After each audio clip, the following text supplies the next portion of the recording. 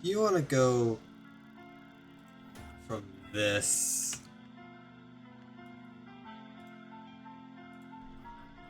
to this? Well, do I have the video for you? Today is going to be a very simple video all about how to get a little better at Ultrakill. More specifically though, it's more about giving you information, as the only real way to get better at this game is to strip just play it.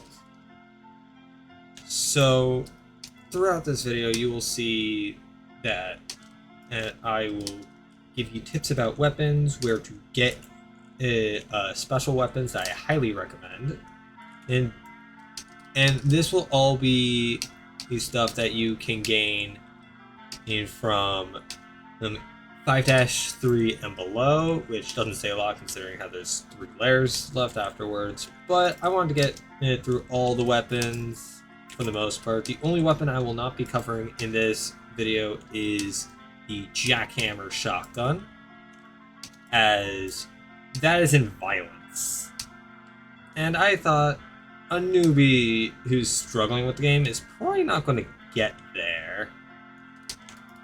So, all in all, I am just going to tell you about the weapons. And so, let's get on to one of them real quick. First up is the revolver. The revolver fires a single hit scan projectile that deals 1 damage. The revolver does locational damage, so it will do more damage on limb and headshots, dealing 150% more damage and 200% damage for limb and headshots respectively. The alternate fire, however, for the standard piercer revolver, hits up to 3 enemies with 1 shot, dealing double its damage. The marksman will fire a coin. If you shoot the coin, it can either do what's known as a split shot if it's on its downward trajectory, or when it shines. However, it will always target the nearest enemy that the coin can see, which means you can go here where I cannot see the stray and shoot it to kill it. It'll always go for headshots if possible. Last but not least is the marksman revolver, the sharpshooter revolver, sorry. Depending on how long you keep it spinning for, it will balance up to 3 times. The revolver also has a different version known as the slab revolver here by the community. It is slower, but it deals a consistent 2.5 damage no matter where you shoot. However, you will still gain the style bonus for shooting limb and headshots. You also gain less room to work with specifically the marksman revolver, as you cannot gain split coins from the marksman revolver. However, instead of getting a split coin, you reset the cooldown on your shot. Coins can be used to interact with anything labeled as a hit scan weapon. This includes, but is not limited to, your own revolver shot and alternate shots, rail cannons, which is known as rail coining, or enemy hit scans, which will cause either the lightning style bonus or the chargeback style bonus. Now, you saw me using this, what I called the slab revolver. You might ask, Noko, how do you get it? First, you need to go to Claire the Loon, i.e. 1-4, and you'll notice that there are these markings. These would not be blue if this is your first time doing it. They would look like number 4 here. I will show how you get each of them. 1 and 2 will have no audio. They're just going to be on the screen somewhere. 1 you get in 1-1. 2 is where you get it in 1-2. 3 requires essentially doing the entire level, so I'll have that play right now. The third slab is here in 1-3. The problem with this is that it says here, split card doors only require your 1 skull to open. If you do not see card chip, stay in the doors. That is just referring to just going here We are going to clear out the enemies here like normal.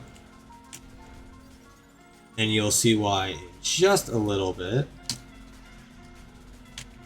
So we're going to grab the skull and go down here. The rest of the red skull door is going to play exactly the same. So I am going to speed up this footage. I will detach the audio for the most part, or just have a song open. We'll see. While I go play this part.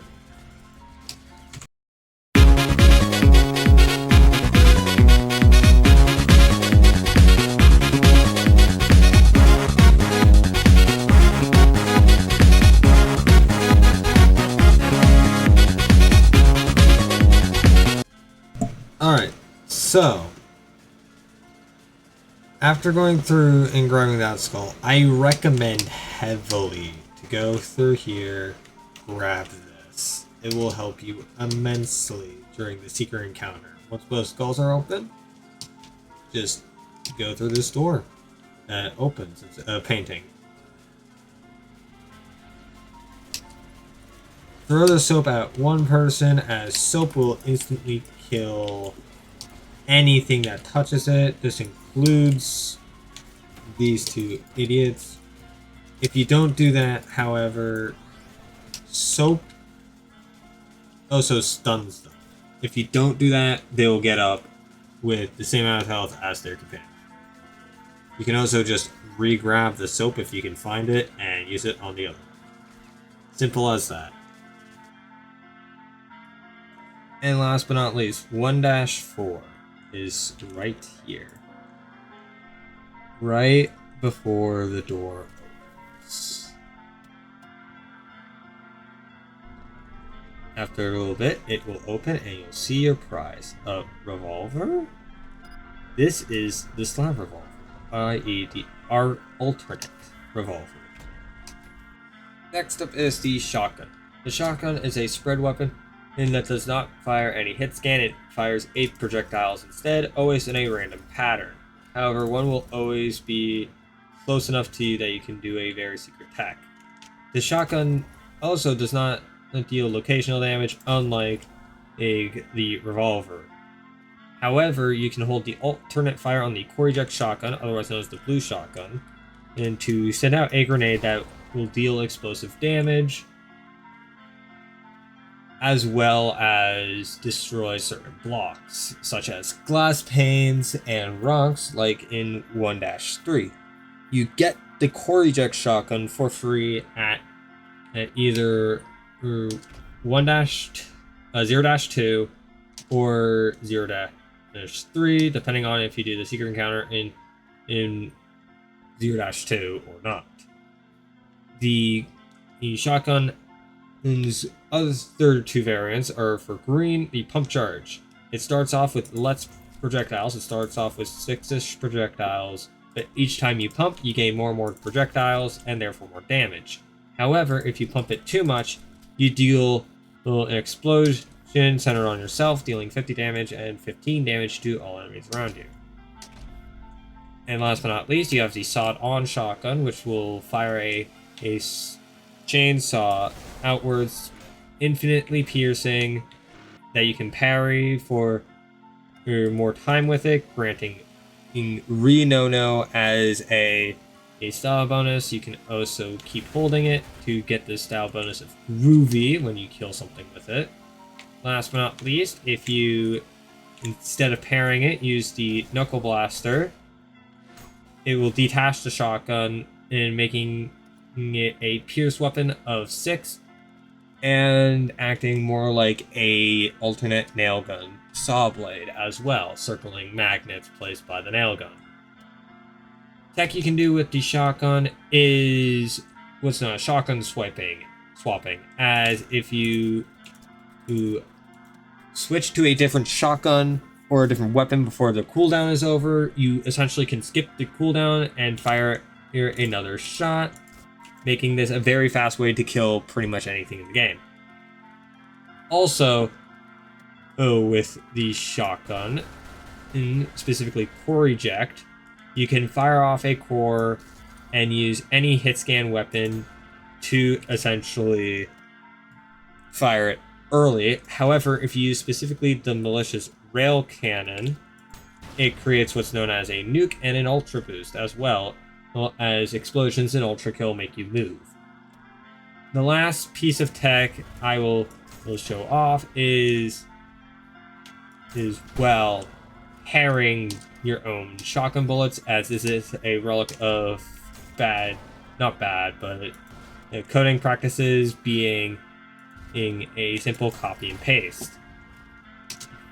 Last but not least, a intended mechanic for the shotgun is that all shotguns can do what's known as a shotgun parry, which is a melee parry that deals a ridiculous amount of damage.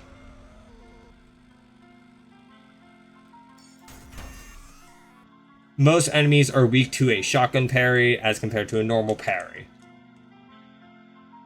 Next up is the nail gun. The nail gun is an interesting gun as it is the only gun in this game with ammo.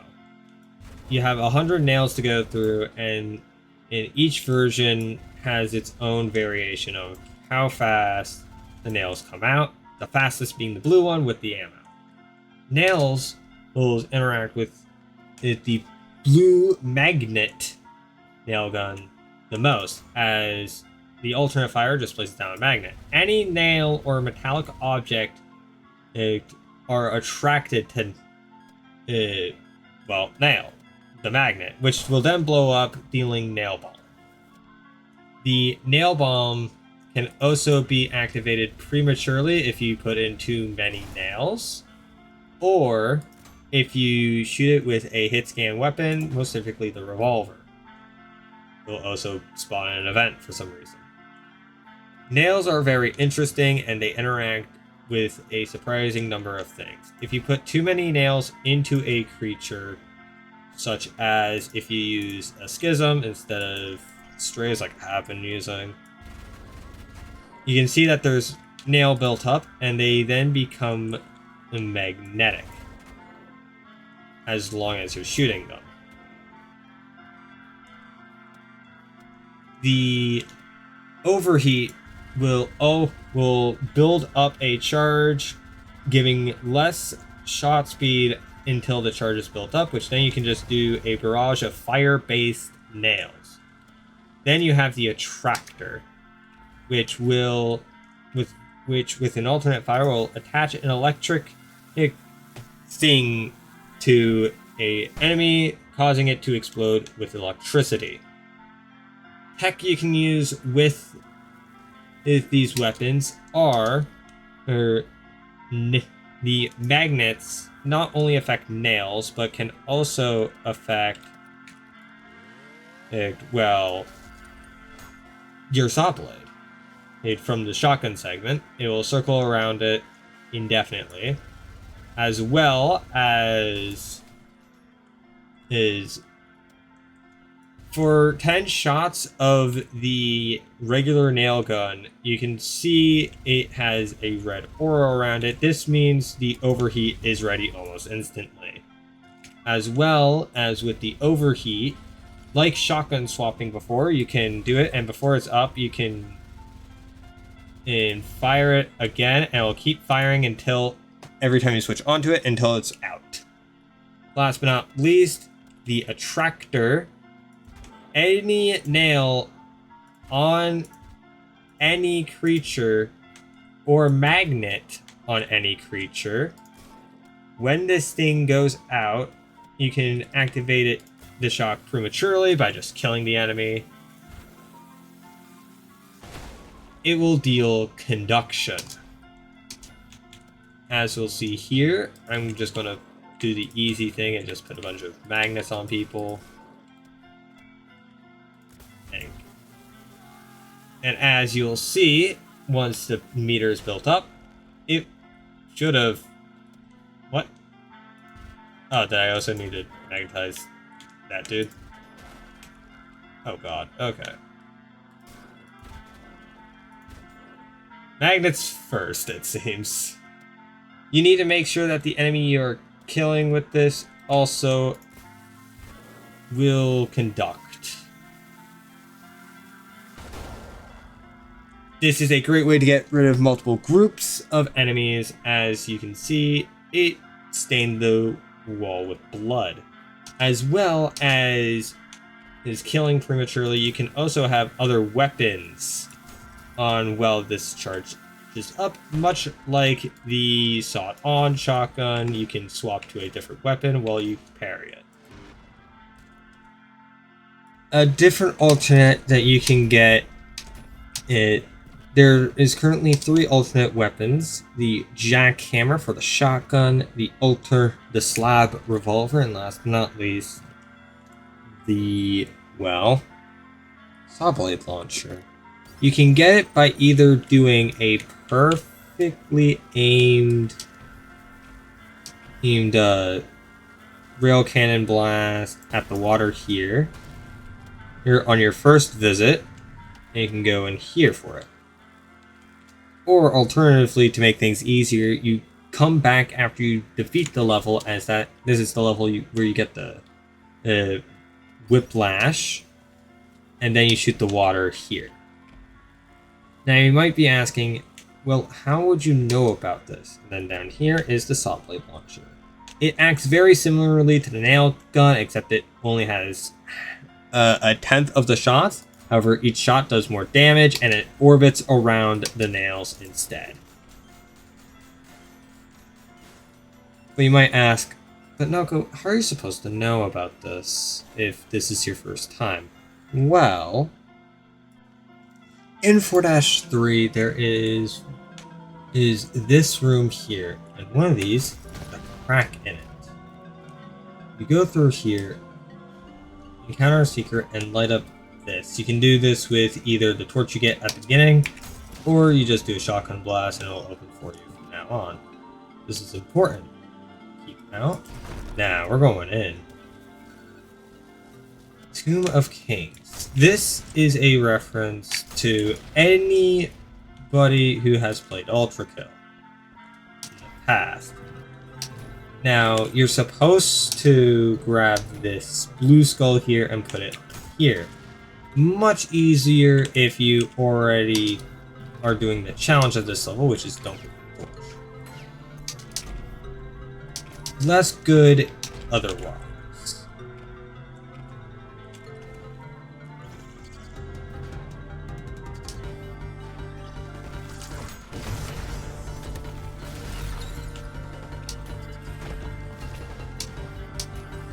However, all I have to do is do that, start the special event, and then go through this room with absolutely no light whatsoever, as all things do. You go back, and you do the boss fight known as Mysterious Druid Knight and Owl, which is voiced by a YouTuber who played this game. This has the most health in the game. However, this fight can be insanely cheesed if you use explosions. And in here, we'll talk about within the pyramid, in the chamber of the feline and the rodent. Within the chamber lies a pool of clean water. Within the water lies a secret, but only those who wield the electric magic of the druids may find it. This just means go into the room I showed you earlier, where it does have a feline and a rodent, and shoot either the electric rail cannon or the other electrical weapon, being the adapter or red nail gun, into the water. Although I recommend just doing the rail cannon, as that can go through the wall easily. Next up, we have the rocket launcher obtained in the level Ship of Fools, otherwise known as 5-3. This weapon does not deal damage directly, but it will always bring a knockback force if you hit for anything that is not an enemy. This deals explosive damage when it does hit an enemy and does more damage when you attack something in the air. Dealing a red explosion and bypassing most explosion immunities.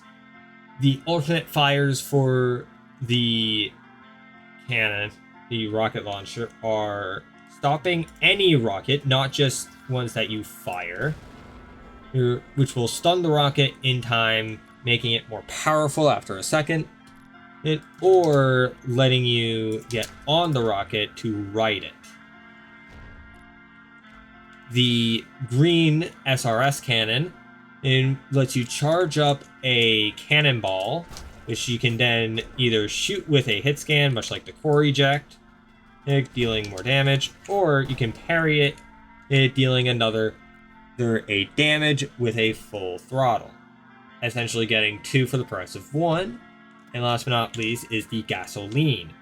The alternate fire will cover the floor and enemies with gasoline, hitting it with any fire-based attack, which includes but is not limited to the overheat, the shotgun parry, the core eject, and the rockets themselves. The gasoline will also make you slide on it without having to slide in the first place, going faster with your slide. It will burn for a little bit of time, dealing damage over time to any enemy unlucky enough to be within it. As you can see by that, we get the style bonus fried for doing this.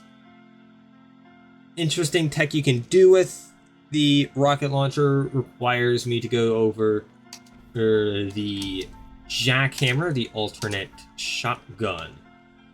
As with the alternate shotgun, you can pause a rocket and do what's known as rail cannonless nukes. You can also prematurely detonate any rocket using any hit scan, just like the core eject. Next up is the electric rail cannon, or rail cannon in general. You get this weapon in 2-2, and in the basic version, the electric one, this does a straight shot that does infinite pierce and 8 damage. Pretty good. And all weapons of the rail cannon all share the same cooldown, unlike every other weapon. Plus, they all share the same alternate fire, which is just a zoom. It zooms in everything, too, including the UI, which I think is cool. Now, because they all share the same cooldown, it's an integral part to Ultrakill's gameplay loop, so you want to make sure everything goes on. Also, side note, I love how it does change the weapon as it turns. Next up is the screwdriver rail cannon. It does do 8 total damage, but the first shot does 2 damage and it slowly does more and more damage, and you can parry it to go murder things. If you do something with an explosive, it will do like 1 billion damage. Like the Virtue. It is legitimately kind of stupid. Otherwise, you'll get the Giga Drill break after you do it. Last but not least is the malicious rail cannon, which acts like, well, the malicious face's hit scan weapon. Interesting tech about the rail cannon. There's not much. It's a very simple weapon, which this game desperately does need. But there is rail coining and all versions, but the screwdriver can do it, as the screwdriver is the only one that is a projectile. We shall go over your arms for a second. All arms will do roughly the same thing. The feedbacker is the one you start off with, and it lets you interact with game's most important mechanic, parrying. I forgot to get some projectile-based enemies. We'll just grab a few strays. We also have these drones, which I forgot existed. This will let you parry any Hellhorb projectile or what have you. This will also do the regular old parries that are melee based. The Knuckle Blaster will do an explosion if you hold the damage. It will also launch anything with this explosion. It will also launch things like drones and defeated mind flayers. Much as if you parry these, at least the drones. Another interesting thing about the Knuckle Blaster at the very least is that against the second boss fight of V2 in 4-4, if you hit it V2 with the Knuckle Blaster, you'll gain the style, stop hitting yourself, and he'll enrage for a little bit. Also, you have the Whiplash, which you gain after killing V2 for a second time. The Whiplash is the game's grappling hook mechanic. It will grab smaller or lighter enemies and it will drag them towards you, no matter what. However, if you have any damage accrued onto you, this will deal hard damage to you, which limits your max HP for a little bit. Against heavier foes, such as V2, it will pull you towards them instead. This can also pull in things such as freeze-framed rockets, dealing more damage if you're in the air. I decided to go for a bit of a change of scenery in this segment because, well, yeah. Ultrakill is very funny when it comes to movement. I recommend for a new player to go into the HUD customization under settings and turning on the speedometer. It'll tell you how many horizontal units you'll go in a second, although that's what I think it is. I have no idea what HU actually stands for, as it also does vertical movement, I think. No, it's just horizontal. Now, the basic movement is a dash. It'll use up 1 stamina. There's also the ground slam. It doesn't normally take up a stamina, but also can't...